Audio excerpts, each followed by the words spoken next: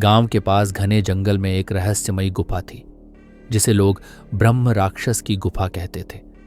इस गुफा के बारे में कई डरावनी कहानियां मशहूर थीं।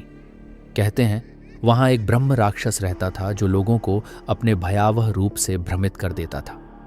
इस राक्षस पर एक अजीब सा जादू था जो कोई भी उसकी गुफा में घुसता वापस नहीं लौटता। एक दिन राघव नाम का साहसी युवक अपने दोस्तों के साथ जंगल में शिकार के लिए गया। उसके दोस्तों ने उसे उस गुफा के बारे में बताया और कहा, राघव, वहां मत जाना। लोग कहते हैं कि वहां एक खतरनाक ब्रह्म राक्षस रहता है जो इंसानों को अपनी कैद में ले लेता है।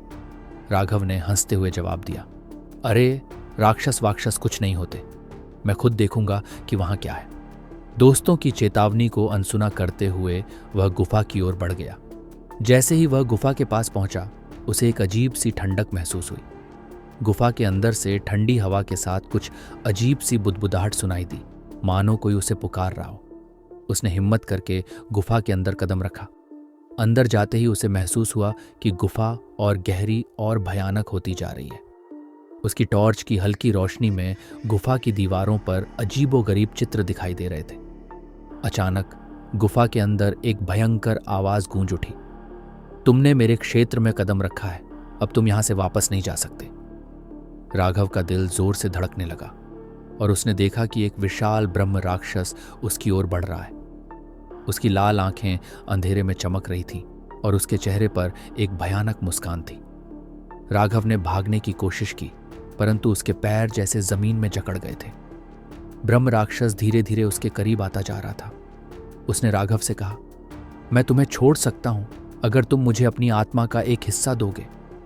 राघव घबरा गया, पर उसने साहस जुटाकर कहा, मैं तुम्हें कुछ नहीं दूंगा। राक्षस गुस्से में गूंजते हुए बोला, तो फिर तैयार हो जाओ मेरे शाप के लिए। गुफा की दीवारों पर अजीब सी रोशनी दौड़ने लगी और राघव की आंखों के सामने सब कुछ धुंधला हो गया। जब वह होश में आया तो उसे याद नहीं था कि वह कौन है और उसे बाहर का कोई रास्ता भी नहीं दिखाई दे रहा था। ब्रह्म राक्षस ने उसे ऐसी भूल भुलैया में फंसा दिया था जहां से वह कभी बाहर नहीं निकल सकता था। आज भी लोग कहते हैं कि गुफा के पास से गुजरने वाले लोगों को अंदर से राघव की चीखें सुनाई देती हैं। लोग मानते हैं कि यह ब्रह्म राक्षस का श्राप है जो हर उस आत्मा को अपने जाल में कैद कर लेता है जो उसकी गुफा में कदम रखती है।